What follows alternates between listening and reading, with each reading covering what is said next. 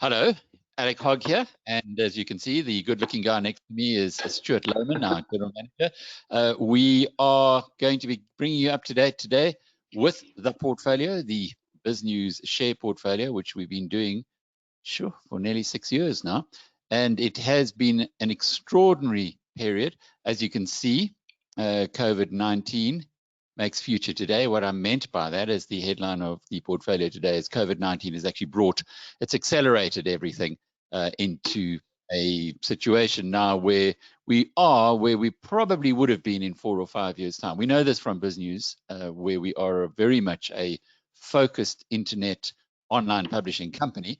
So we had our projections, and we've seen how they've been, well, turned to dust because of the rapid appreciation or absorption of online by a society, having been forced to do that, first of all, breaking old habits and starting to consume things very differently. And we're seeing exactly the same thing in the markets. From the bottom point in March, our portfolio is up by 49%, and that's not insignificant given the size of this portfolio, which is now broken through 10 million rand for the first time. We started with 2 million rand 6 years ago. Yo, amazing thought, Stuart. Can you imagine, instead of taking out a bond, if you'd gone and put the money into this portfolio, you'd have paid the bond off and still been able to buy a little island in the middle of St. Lucia, maybe. That's Lake St. Lucia, not the place in the Caribbean. But anyway, do you want to take us through all the tech details and make sure everybody can hear? Excellent, thanks, Alec. And yeah, the returns are phenomenal. I'm not sure where you see them elsewhere, but it's great work on your side there.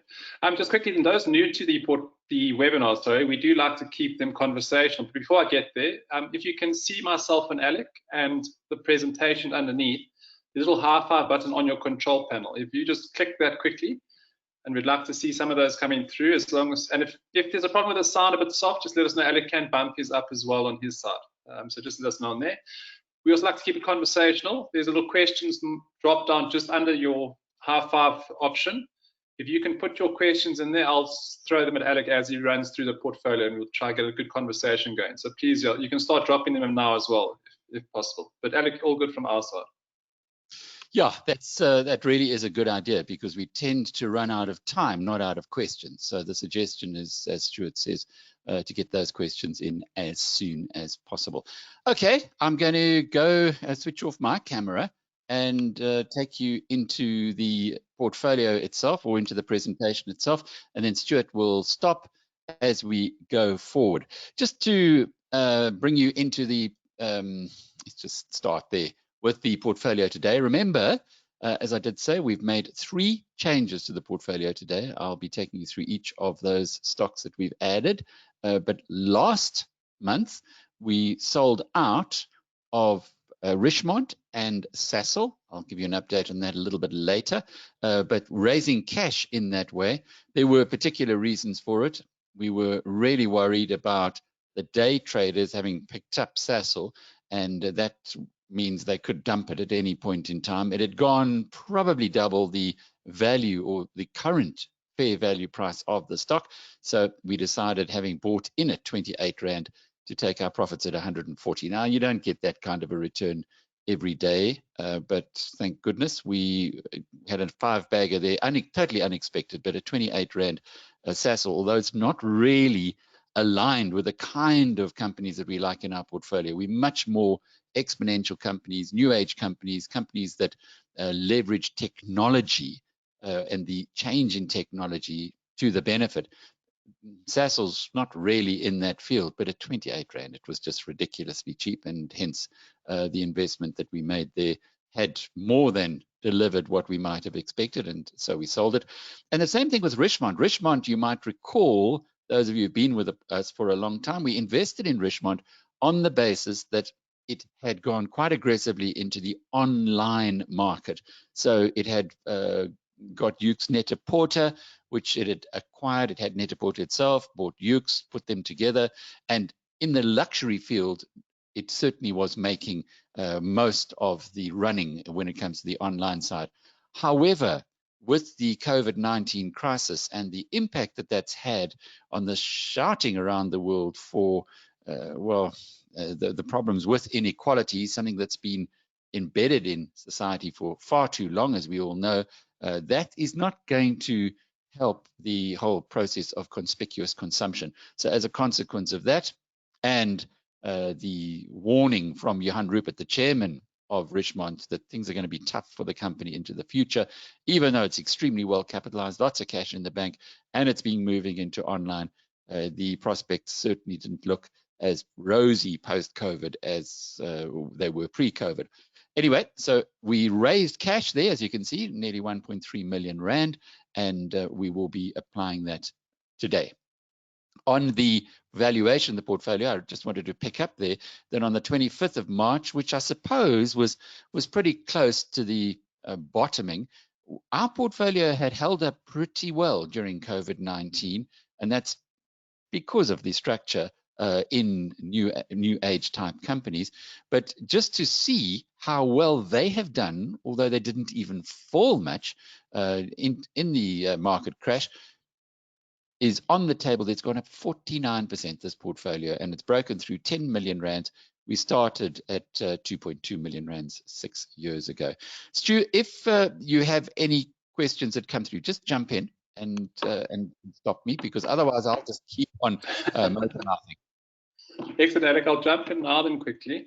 Howard wants to know, do you still see tech stocks outperforming the rest of the market in the near to medium term? Completely. The beginning, or the swing from the old era, or the old order, if you like, to the new order, or the new era, has only just started. We see it in our own business. We see how technology and software enables us to do things that were inconceivable in the past.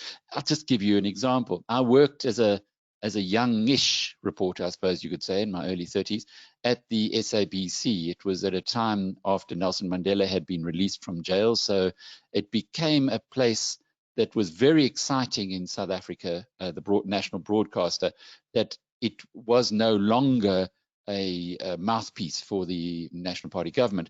And it was before the ANC had decided to make it its mouthpiece. But anyway, during that period, I can remember very clearly sitting in a booth cutting radio through big reels, where literally, if you wanted to edit it, and of course you have to edit when you're doing things in audio, I would have to get what was called a little guillotine and literally cut the tape and then stick it together with sticky tape and hope like heck that when it was broadcast on the radio station, that the sticky tape held. Once in a while, the sticky tape didn't, and so you would hear some report coming from somewhere of an interview that just dies halfway through, and that's because the reels broke. That's literally where we come from. Today, with COVID-19, I've been sitting at home producing our Inside COVID-19 broadcast. If you listen to it, the quality is excellent. We use something called Squadcast, where we do the interview on the basis of where the person is being interviewed. It gets recorded, and it gets recorded at our end. So the quality of the audio is extremely good. I can put music onto this little box that I have here called the Rodecaster Pro and upload it through Adobe Audition, again, software. The technological advances in our field, and I'm just talking about audio, don't even think about the internet and the publishing issues, has given us a very, very close idea of what is possible. And every day almost, you can see there's more developments, more technology, more productivity. For old economy companies to even start thinking that they're going to compete. And unfortunately, in South Africa, we are caught in a little bit of a time warp in certain areas. One of the stocks we're buying today is a company called 2U Inc. 2U is the global leader in education, online education.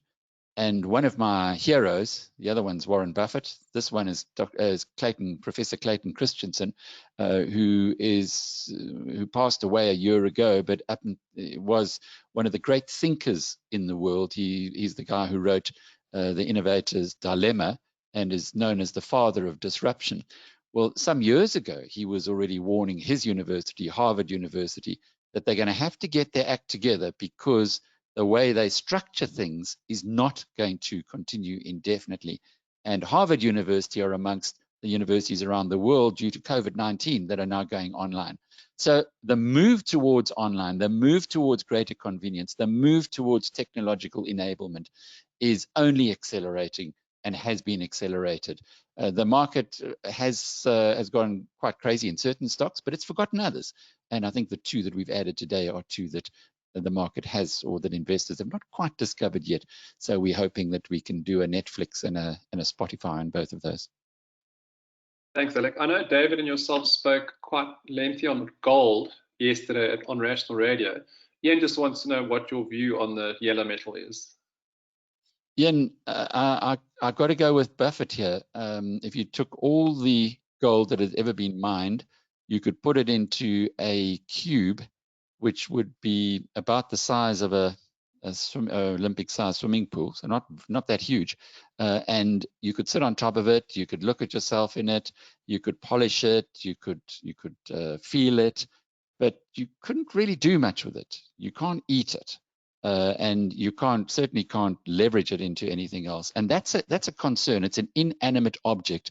And a consequence of that is that when you're investing in stock markets, in companies, you're buying a slice of the ownership of the company and leveraging the most complex of machines, the human being, to leverage your investment to make a greater return out of it.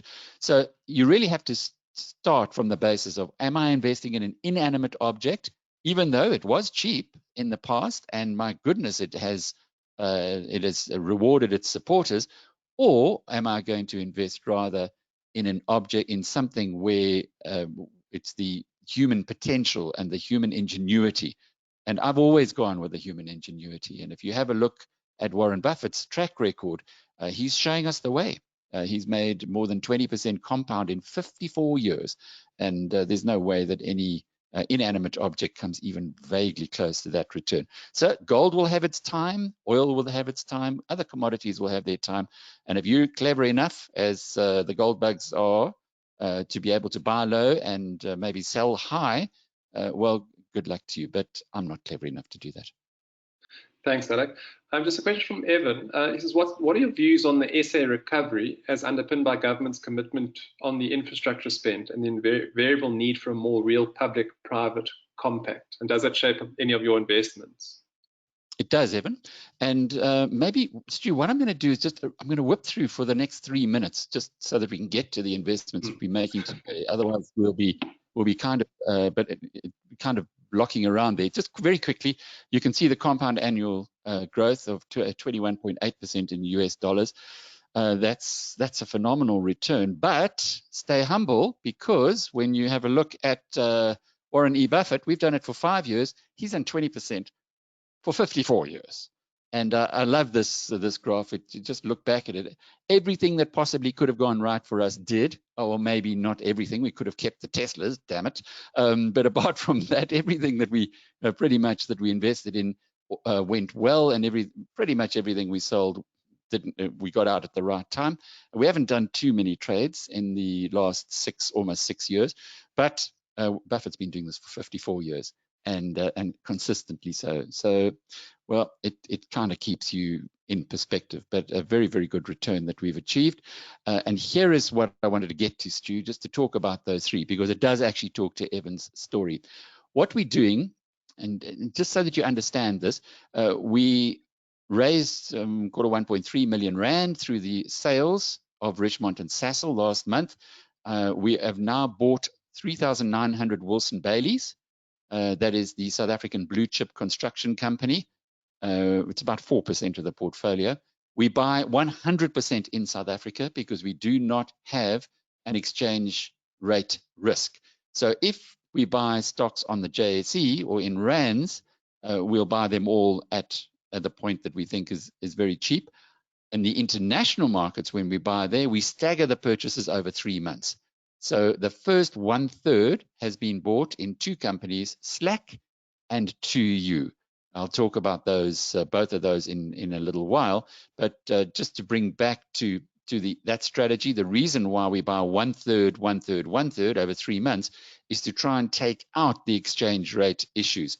In the past month, for instance, the exchange rate, the South African rand, has gone from 17.33 to 16.51. So it's made a huge difference in how many slacks you can get for your rands, and the same way as how many to use. And maybe next month it's going to be at 15.51. Who knows? Or it could be at 18.51. But what we want to do, because we have the volatility of the rand as well as a share price, we like to buy companies we've identified offshore in chunks of 3. So we'll be buying the second block of slack and 2Us next month, and in the final block the month thereafter. But we've bought all of the Wilson Baileys in this area. So let's get to Evan's question. Why Wilson Bailey? Well, if you have a look at this, and I pulled out this graph over 5 years, you're buying the stock today at where it was in 2016. Now, economics tells you that the best investments are made in companies, in industries where others are falling over, because there tends to be a reversion to the mean in the profitability of it. And if you have a look at construction, where Wilson Bailey is the last man standing, pretty much, Avenge are just about gone, Group 5 have gone, Murray and Roberts are out of construction. All of the big giants, when Wilson Bailey came to the party many years ago, have now disappeared, and it's left. And this is telling you that despite that huge shakeout in the construction industry, you can buy this company. And remember, you're buying the company, not a share. You're buying a stake in the company at a share price that, or at a price, at the valuation that you would have had to pay nearly 5 years ago. And I love that. I love to be able to buy into good companies at a low price. But there are a couple of other issues that get me very excited about Wilson Bailey. As you can see at the top there, the headline is that it is well positioned for South Africa's priorities.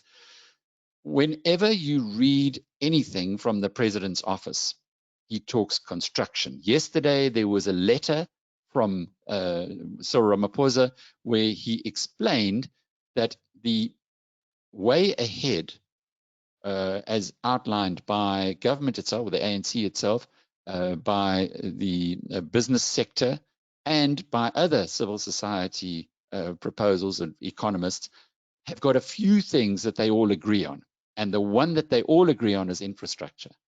Now think to yourself, if you're going to be investing in infrastructure in South Africa, unless you think you can do it all yourself as the state, which sometimes they do, aka South African Airways, SABC, Eskom, blah, blah, blah, then you will think that the private sector is not going to play any role. However, in the ANC, or the South African government run by Ramaphosa, public-private partnerships are very, very high on the agenda, even higher after the loan from the International Monetary Fund yesterday, which says you've got to reconstruct the economy, you've got to bring in the private sector, and kind of the pennies dropped that the only people who create jobs are those in the private sector. So Wilson Bailey is beautifully positioned in construction. I don't think anybody could argue that. It is by far the market leader in the country now. And it's also, just as a consequence of that, so well positioned on public-private partnerships, and both of those are this South African government's priority. The Ramaphosa was talking about creating 300,000 jobs in the infrastructure development program. So there's going to be a lot of work for Wilson Bailey in South Africa. The stock is trading at a price to earnings on a depressed price level of 9 times, and it has a substantial business in Australia called ProBuild, which it was of which it owns 88%, which it bought into in 2011, and the order book there is 23 billion rand. But the juicy part of that story is there's been an unsolicited offer, takeover offer for ProBuild, which is probably more. Wilson Bailey as a whole has a market capitalization of 6.5 billion rand. So it's almost like you're going in, you want to buy a company, and you have a look at the valuation of the companies. I looked at this one versus Italtile, which I like very much, because there's unquestionably going to be a benefit for this incredibly well-run entrepreneurial business. Mr. Ravazotti, the owner, well, the controlling shareholder and the founder and the builder of Italtile, is getting on, but he's one of the great entrepreneurs in South Africa, not quite fully appreciated yet outside of his sector, but inside his sector, my goodness, they know Italtile is number one. And then the other one is, again, a very well managed company, just like Wilson Bailey is, and that business is Afrimat. Now, I looked at the relative values of the three and asked myself, would I like to buy Wilson Bailey Homes with its huge Australian business, ProBuild, for 6.5, or Italtile for 12, it's 12 billion rand market cap, or Afrimat for 4.5? And on those relative values, it just jumps out at you that Wilson Bailey is by far the most appealing value-wise of the three. It doesn't mean that the other two aren't worth owning. And in fact, if you've got a portfolio and you want to invest more heavily into the sector, those two would certainly be worth looking at. But the one of the three that we want in our portfolio is Wilson Bailey Homes. So I hope that gives you a good insight into the story, Evan, and the reason why this is a company. I've been following it for many, many years. Disclaimer, the chairman, or the ex-chairman, he's now left the company, the guy who built it really, Mark Wiley, is a long and very close friend of mine. He hasn't told me anything, never ever would dream, he's hugely integrous, to say anything about the business. But when you've got friends who are in companies, and I don't have too many friends by design, in the corporate sector because of the work I do, but when you have those friends, of course you take a closer interest. And for me, right now, at the current share price of around 109 rand, 110 rand, wow, Wilson Bailey is just jumping out. Anyway, it's now in our portfolio, and we've got 4% of it. Sorry, we've got 4% of our portfolio of it in it. Thanks, Alec. Shifting to offshore stocks, Sharon wants to know, would you still add Netflix and or Spotify and or Amazon at current levels? Yes, I would. But now let me just quickly take you through these two, because there's a relationship. Well, I did talk a little bit about 2U Inc. This is a company that we're adding to the portfolio now. It's the global leader in online education. I think it's an undiscovered gem. It's sitting at a market cap of just $3 billion. That's nothing on the US markets. And in the latest investor quarterly survey, quarterly report, what happens in the United States when they issue their quarterlies, they don't give interviews like happens in this country, which I'm sure the chief executives over there here would love, because it's kind of a roundabout. When you listen to the CEO interviews in South Africa after results, I don't know who's more bored, the guy doing the interviewing or the guy being interviewed, because it's like they've been trained to just say the same old thing. And as a consequence of that, I really step away from that. But in the United States, they don't do that. They have one conference call. It often or usually lasts for an hour, and in there they get the whole team. So it wouldn't just be the CEO, it'll be the CFO, the development officer. Watch Netflix's one. Netflix has just come out recently. You get 5 or 6 of the top executives, and they throw the ball amongst themselves. And by the end of the hour, you got a pretty good understanding of how the business is doing. On 2U's most recent shareholder discussion, the chief executive, Chip Pochek, said that post-COVID-19, so in America, not here, well, a little, they were hit a little earlier than us, but he says post-COVID-19, he's had more meetings with chancellors, provosts, and chief executives of universities. And remember, this is a company that its major business is to take universities online and online teaching. It's much more than just doing Zoom. There's a heck of a lot that goes with real online education. He's had more meetings in 4 weeks than he's had in the previous 12 years. And look at that share price. It's sitting at half the price that it was 2 years ago.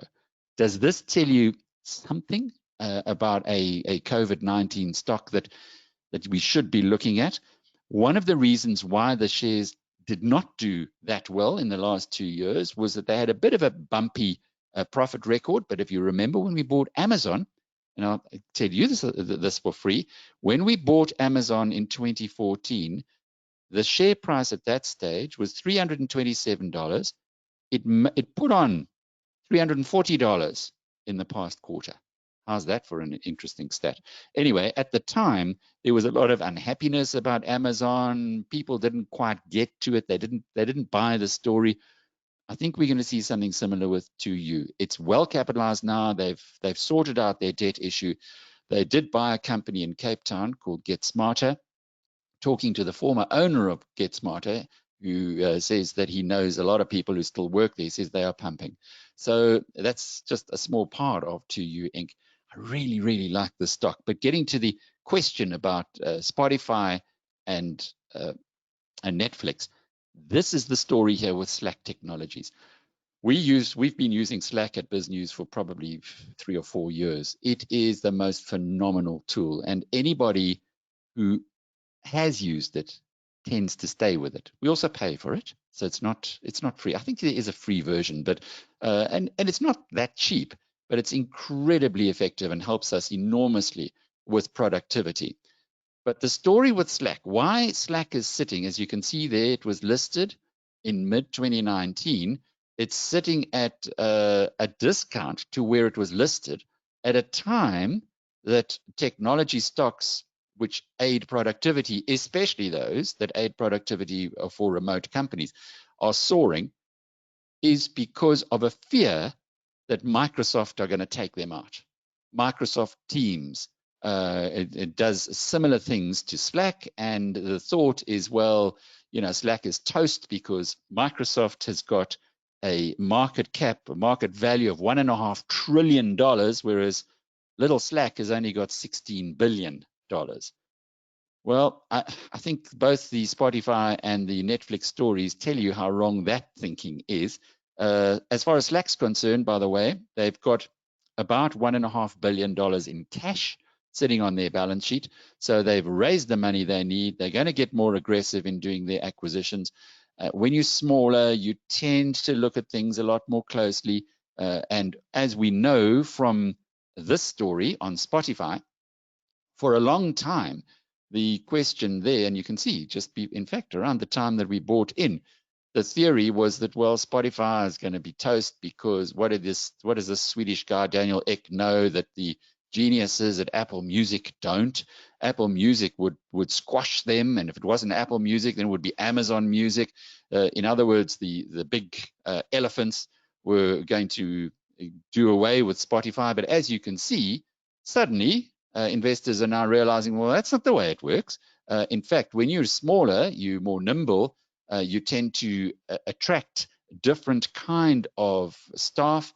And if you've got innovation, you are going to be in the longer term the leader. And apart from anything else, a little bit like both Slack and 2U, there are such huge markets that need to move across, as in Spotify, where they're attacking now with the podcasting side, is free-to-air radio. And free-to-air radio is so inefficient when it compares with podcasts. For instance, this conversation we're having now, this will be podcasted. Excuse me. This will be podcasted. You'll be able to consume it at your leisure. Whereas if we were doing it on the radio, well, if you didn't record it yourself and you didn't happen to consume in the hour, you'd lose it forever. So it just makes so much sense that podcasting will come through, and that's where Spotify has been focused. Now the market loves Spotify all of a sudden, and who cares about Apple Music?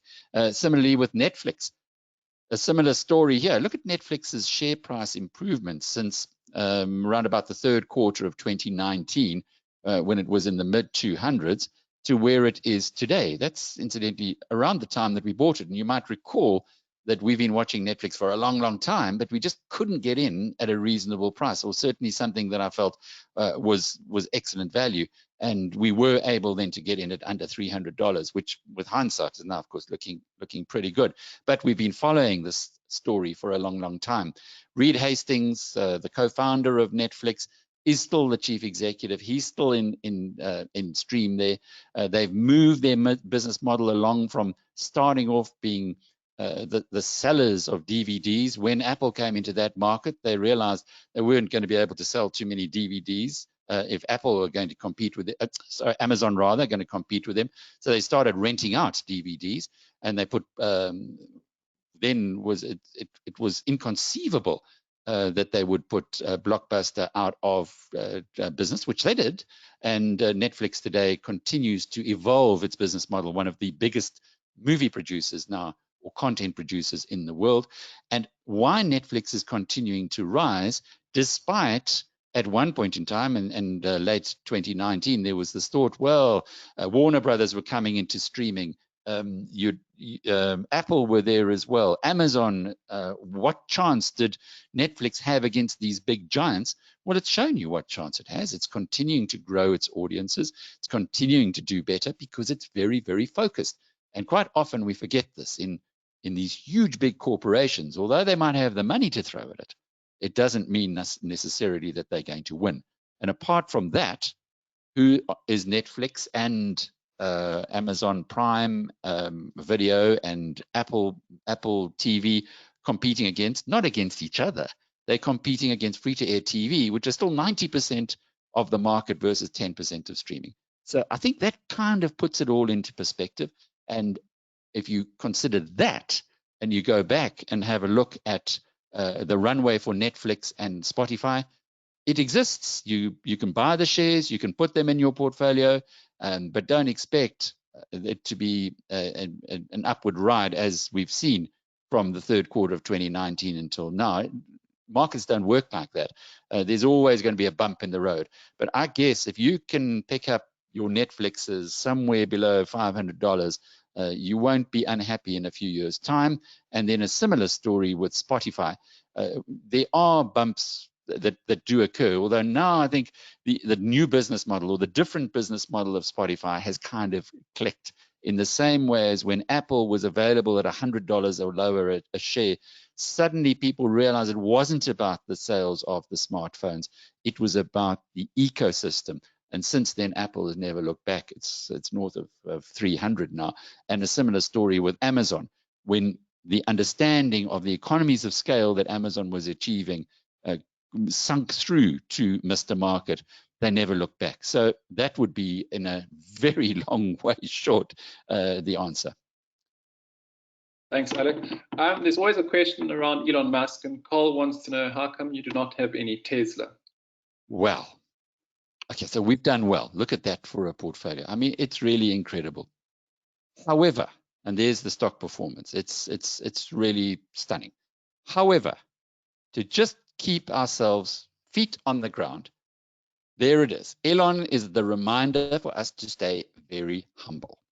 Because as you can see, we bought Tesla at $198 in October 2016, and we sold Tesla on the 4th of April 2018 at $252. It's now $1,500.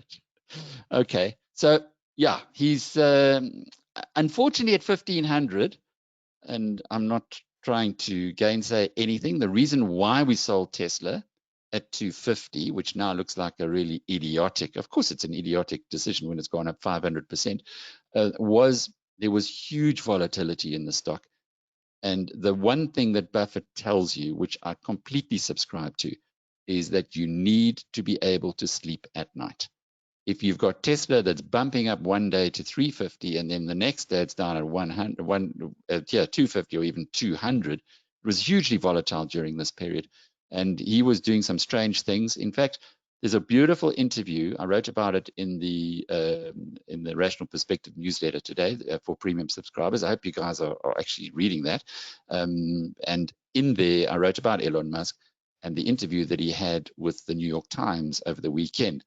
And he says that in 2018, he was under enormous stress and enormous pressure. But when you read the interview with the New York Times, he's completely come through that now, and he's back to, I think, the old Elon, which is the reason why we bought into the shares in 2016. He's a genius. He's reinventing 3 industries, and he's likely to leave an indelible mark on society, whether it's here or where he wants to die one day on Mars. But unfortunately, at the time, things were really going a bit crazy with Tesla, and we sold out of the stock.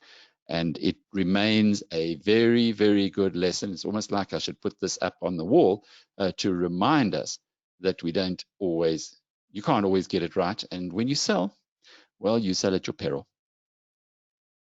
Thanks, Alec. I would just want to know, is there a reason you have avoided Chinese tech, such as Tencent? I know you've got Naspers, but it's China in general. I suppose it also links to the MSCI China index that Signia just launched. Sorry, Satrix. Yes, there are some very good reasons for that. China is not... one has to start digging into China. I read a piece, a newsletter. In fact, I'm a subscriber to a newsletter done by a guy called Ben Thompson working out of Taiwan, where he is, to me, the genius when it comes to understanding the tech world and, of course, our own world in media. And he has some very good reminders, I guess, because he's in Taiwan, of what China really is about. China, remember, is highly censored. They don't allow the Western companies in. So there's no Facebook in China. There's no Google in China. There's no Amazon, obviously, in China. And as a consequence of that, the Chinese companies like Tencent and Alibaba and Baidu have had a free run at that huge population that they have in the country. On the other hand, though, it does give them a very vulnerable situation on two scores. The one, if they try and go into the United States, there's a pretty good reason for people like Donald Trump to say, but you can't have it both ways. You can't actually come and play in our sandpit and not let us into yours. Whether or not that is going to be allowed in future, I don't know. But it just feels a little uncomfortable. I'm worried to a degree about Naspers. I'm starting to think that there could be an anti-China reverb, certainly in the Western world. We don't know what's going to happen post-COVID-19. I've got a couple of very, very smart investment analysts who point out that the ownership structure of Alibaba and Tencent, which of course then knocks on to Naspers, is available to outside or non-Chinese only at the pleasure of the Chinese government. Now, it doesn't seem to make sense that the Chinese government would block that off and really empower many non-Chinese citizens, but it still is a risk, and I'm not so sure that risk is being taken into account.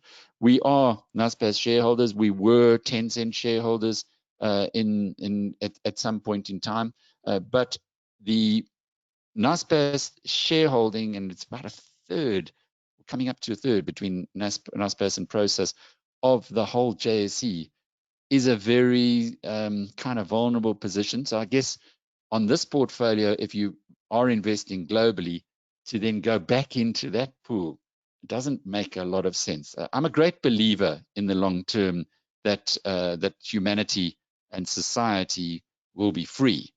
But in the short term, there's a lot of stuff that's happening in China and you just see what's going on in Hong Kong at the moment, that has to just raise the risk.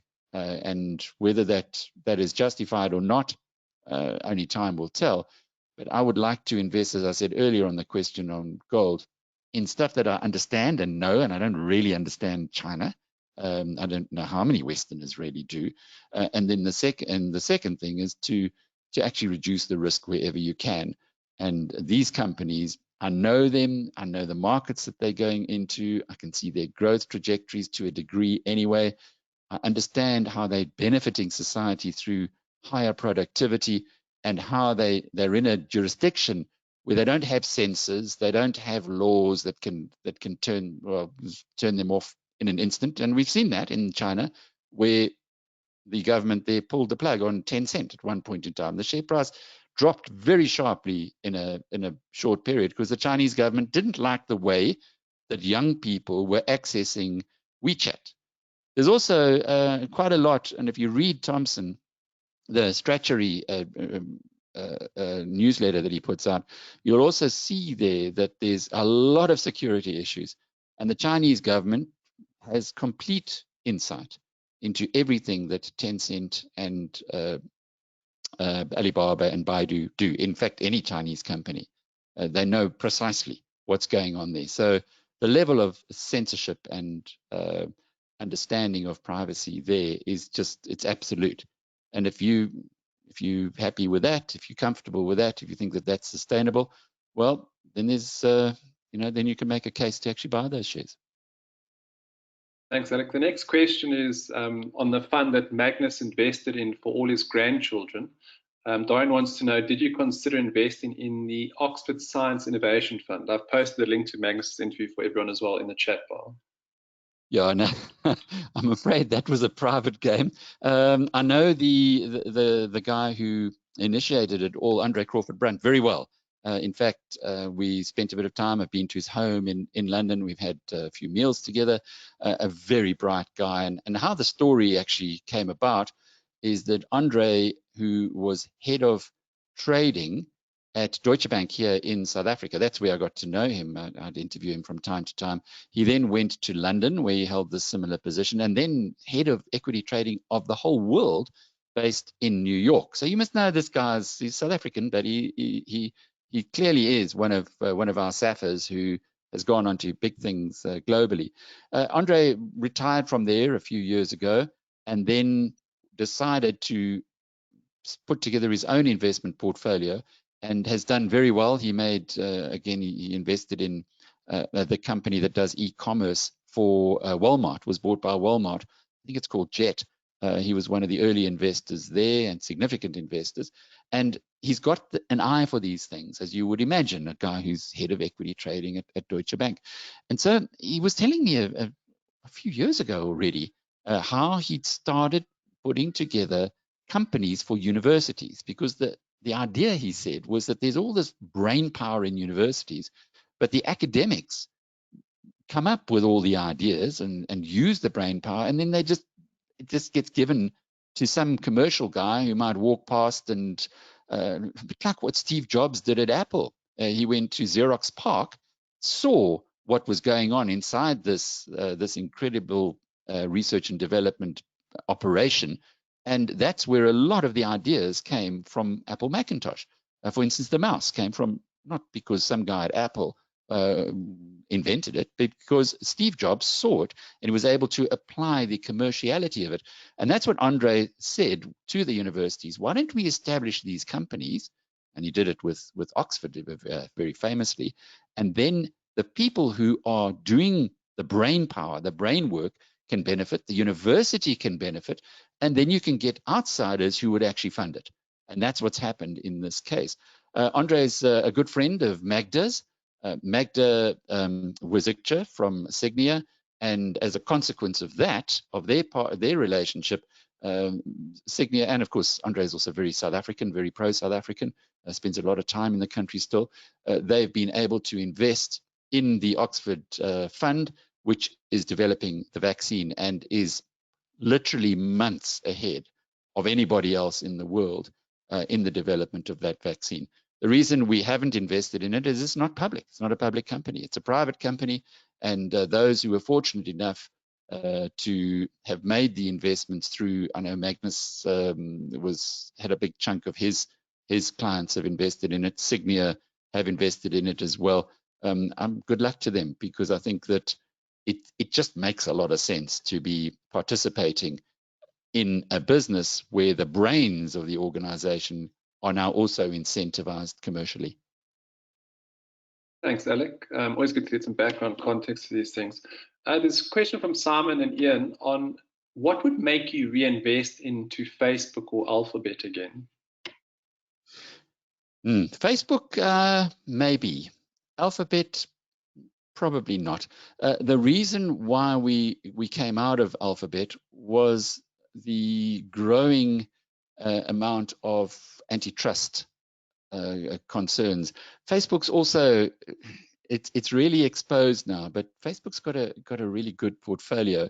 And well, so has Alphabet. I mean, Alphabet's got YouTube in there as well. Facebook's got Instagram. And My worry about these things, if you have a look at economic history, is that when companies become too powerful, and I guess to a degree you could give the argument for Amazon, although Amazon in the retail space is still, it's very, very small relative to the whole retail space. But when you look at those two companies, at Facebook and Google, they own more than 60%, 60%, and growing, of the digital advertising market. Now, that is an antitrust suit waiting to happen. In the 1920s, you had difficulty, well, after the 1929 crash, but you had difficulties at that time, 20s and the 30s, with this, with the economy, which then gets people looking more closely at the economic structure. We're going through that with COVID-19, aren't we? And when they look at the structure, they then ask why certain corporations have got so much power, and the focus on those corporations intensifies until you get to the point, as happened back then with oil and John D. Rockefeller, where his near monopoly on the global oil supply, it's hard to believe, but that's the reality of it, was broken up into what they call the Seven Sisters, and was broken up into 7 companies. Great book on that story called Titan, written by Ron Chernow, all about John D. Rockefeller. Lots to learn from that as well, the biography of the man. But I just get that sense that at some point in time, the EU are more aggressive about it. Donald Trump, of course, has kicked that into touch. But Donald Trump is losing badly in the presidential race for November. And if Joe Biden comes in, you can almost underwrite that there's going to be antitrust attacks on Facebook and Google. And what today looks like an impregnable position might not look exactly like that tomorrow. So the risk there is just too high. I guess if Biden were to win, if Trump were to win the election, then you've probably got another 4 years of runway for those two companies. If Biden were to win the election, they're probably going to be the most affected by that result. Excellent, thanks, Alec. Arun's got an interesting question. He says, although the tech stocks are excellent long-term investments, do you think that the speculators, i.e. Robinhood traders, etc., that drove up Sasol are also driving up the tech stocks temporarily, and that I should hold on for a while before buying into Amazon, Netflix, etc.? Well, there's no doubt that they love Tesla. So if you're thinking of buying Tesla, in fact, if we had held Tesla now, we would have sold it last month when the reality of what the Robinhood guys are doing. There's a wonderful podcast on Biznews today on our channel, on the Biznews channel on Iono, where, and you just go iono.fm, iono.fm, and then just search for Biznews, or you can get it on the app as well. A wonderful podcast from our partners at the Wall Street Journal on what these guys are up to. And they are now accounting for 20% retail investors, 20% of the trade in American stock markets, which in South Africa, I don't think it's even 1% is retail investors. I doubt it. I doubt it would get to 1%. And that gives you an idea. And so what they've been going for are not so much Amazon. And remember, Amazon, you need $3,000 to buy a share. You know, it's quite a lot of money. $1,500, I suppose, for Tesla, although you can get fractions. You can buy fractions, I'm sure, as you can do here in South Africa now.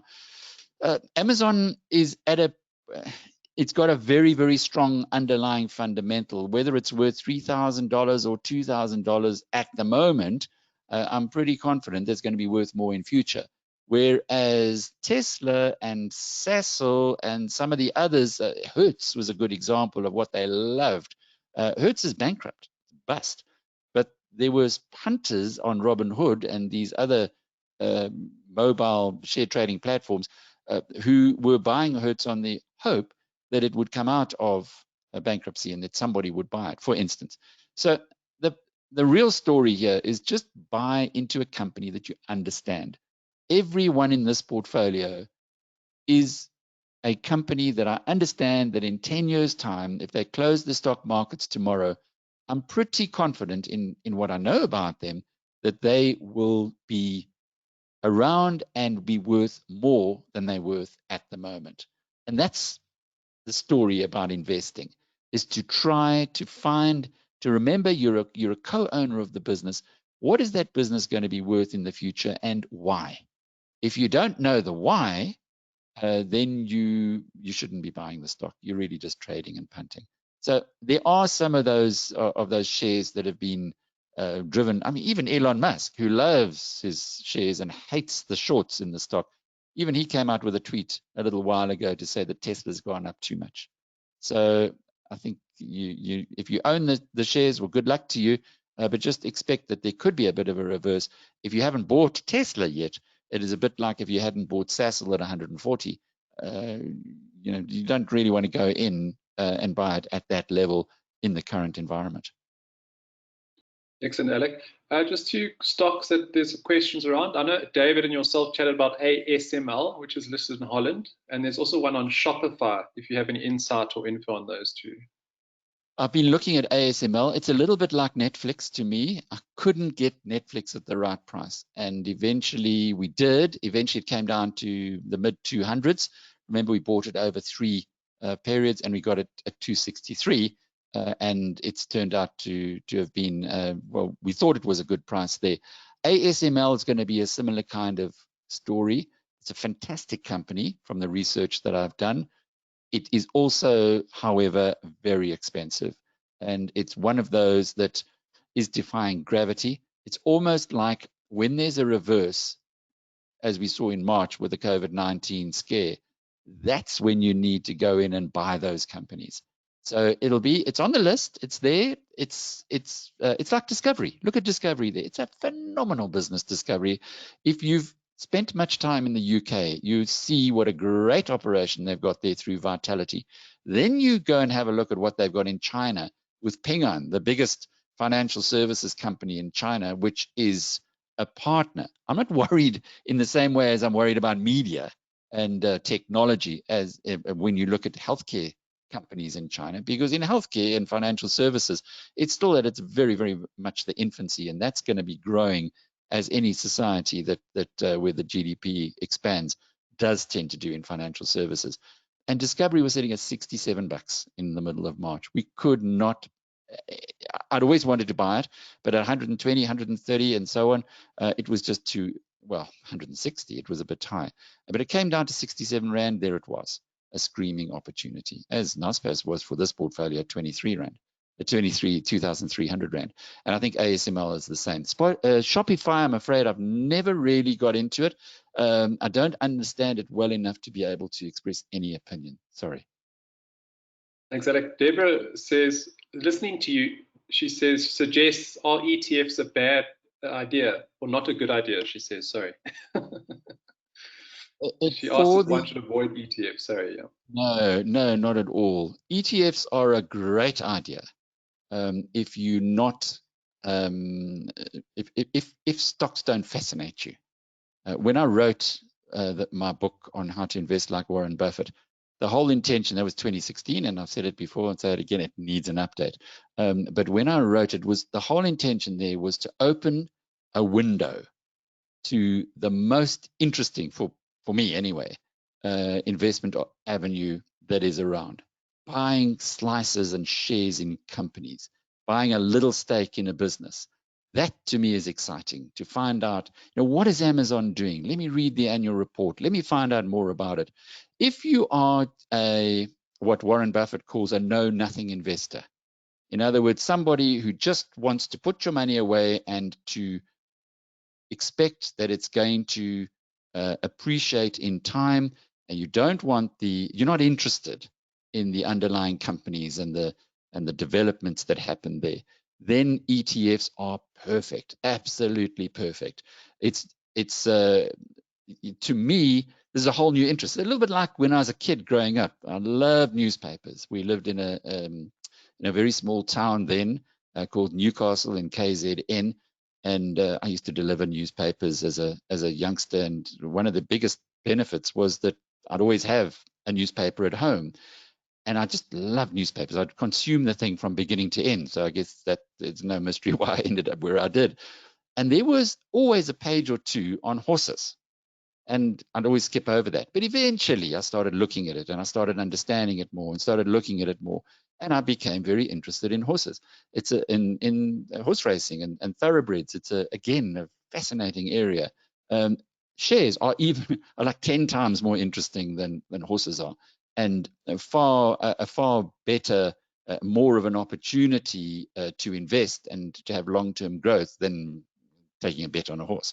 So that's what it's about. But if you're not interested in getting to know the companies, if you would rather just hand over your money to somebody else, and in this case, you're handing it over to really Mr. Market or the market generally, and you're buying a very low cost a group of shares that are listed on stock markets, then ETFs are the way to go. Warren Buffett bought the S&P 500 ETF for his wife, Astrid, his second wife, Astrid. And he's quite happy. She's got Berkshire shares and she's got this ETF, and she's not interested in what he's interested in, individual companies. But it's inconceivable that Buffett would be buying ETFs for himself when he is so fascinated by the underlying stocks. And I guess that's your answer. Just while you're on Warren Buffett, Dave wants to know, he says you do refer to him quite often, yet you don't have Berkshire shares. Can you elaborate why? Yeah, I do. I can. Buffett himself has said that size is an anchor to growth, and Berkshire is just so huge now. He does his best to try and offset that, and he still continues to outperform the S&P 500 index. But our intention here, as we've got to know the US stocks better and better, is to try and find those companies that are going to benefit most from a new world, a new economy. Remember, my huge privilege is that I was involved in digital publishing in the digital world since the mid 1990s, and it has opened up an area, an avenue of inquiry into a field that most people weren't bothered with, certainly until maybe fairly recently.